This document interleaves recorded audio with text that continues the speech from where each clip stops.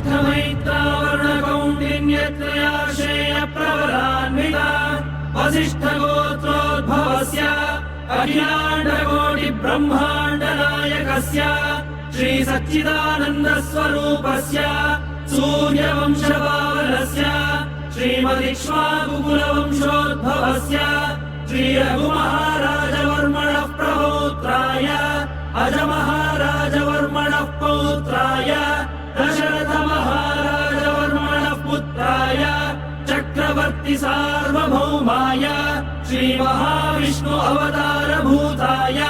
भरतखण्ड आत्मस्वरूपाय श्री पट्टाभिरामचन्द्र स्वामिने श्रीरामचन्द्रं सीता लक्ष्मण भरत शत्रुघ्न सहित सदा